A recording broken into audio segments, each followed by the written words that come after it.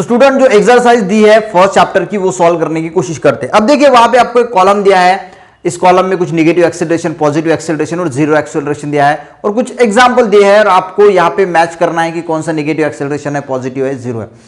अगर मान के चलो कि आपको ना एक्सेलरेशन भी पता नहीं है, ये वेलोसिटी क्या है वो भी कुछ पता नहीं, पर आपको सॉल्व करना है और करेक्ट सॉल्व करना है, तो कैसे करेंगे? देखिए हर चीज का नॉलेज ही नहीं, ऐसा नहीं कि नॉलेज आपको चाहिए, हम कभी कभी हमारे कॉमन सेंस से भी जो है कुछ चीजें सॉल्व कर सकते हैं। अब ये पॉजिटिव निगेटिव क्या है इसका मैंने वीडियो बनाया है, वो पहले देख लीजिएगा, तब आप कंसेप्ट क्लियर हो जाएगा। अब आपको कुछ भी पता नहीं तो मैं आपको एक एग्जांपल बताता हूं, यानी कौन सा भी इस प्रकार का एग्जांपल अगर सवाल पूछा पेपर में तो आप सॉल्व कर पाएंगे। देखिए मान के चलो कि आप अभी 9th क्लास में हो, ठीक है, आप 7th क्लास में थे, जब 7th क्लास में थे तो आपको 60% यानी 60% मिले थे, ठीक है।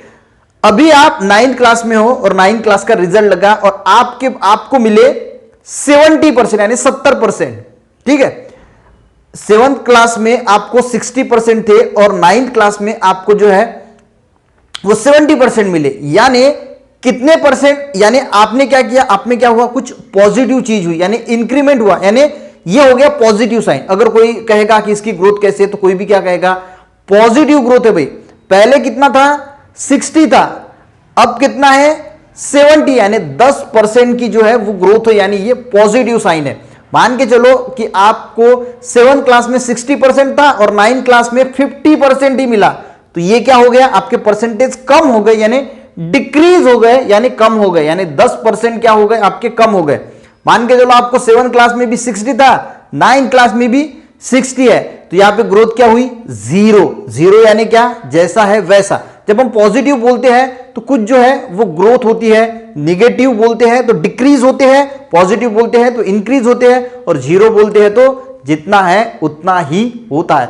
उसी प्रकार गाइस ये पॉजिटिव निगेटिव एक्सेलरेशन है, पॉजिटिव में कुछ ना कुछ बढ़ेगा, निगेटिव में कम होगा और जीरो में जितना है उतना ही रहेगा। अब देखिए, अब इस एंगल से जो है वो सोचना और ये सॉल्व करना। अब देखिए यहां पे निगेटिव एक्सेलरेशन, पॉजिटिव एक्सेलरेशन और जीरो एक्सेलरेशन। अब एक्सेलरेशन क्या होता है, change in velocity upon time, हमने बहुत बार इसको सीखा।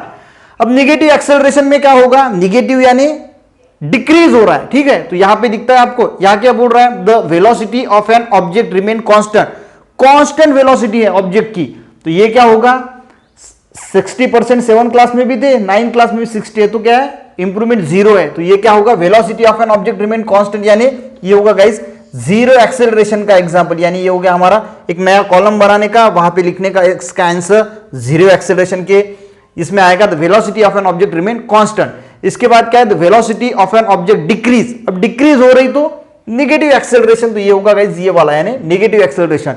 The velocity of an object increase, increase हो रही है यार, 60% से बढ़ के 70% हो गए, इंक्रीज हो रहा है, तो ये पॉजिटिव साइन है, यानी पॉजिटिव एक्सेलरेशन।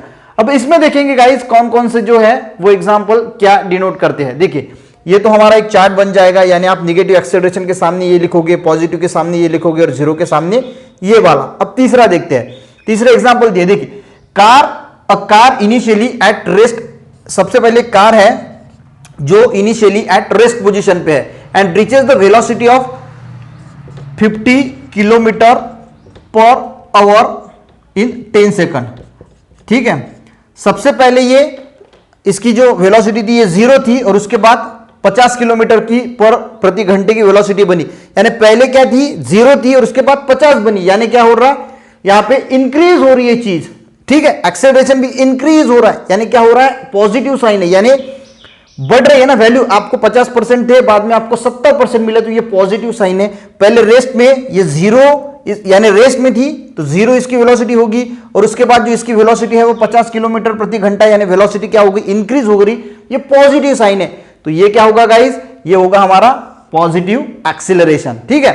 दूसरा एग्जांपल पढ़ते हैं, a vehicle moving with velocity 25 metre per second, एक व्हीकल है जो 25 मीटर पर सेकंड की वेलोसिटी से मूव हो रही है, ठीक है, एक व्हीकल है वो 25 मीटर पर सेकंड की वेलोसिटी से मूव हो रही है, यानी कुछ कम भी नहीं है कुछ ज्यादा भी नहीं, कांस्टेंट है, तो क्या होगा, यानी कुछ बढ़ भी नहीं रहा है कुछ कम भी नहीं हो रहा है, तो ये क्या होगा गाइस, ये होगा जीरो एक्सेलरेशन।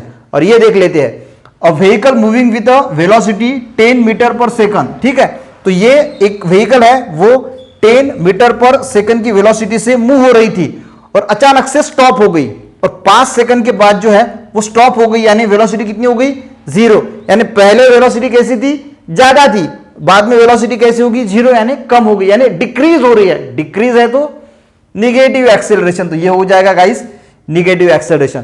तो कॉमन सेंस लगा के भी अपन जो है इसको सॉल्व कर सकते हैं, पर कॉमन सेंस लगाने में कोई मतलब की बात नहीं, वो कंसेप्ट गाइस हमें आना चाहिए, ठीक है।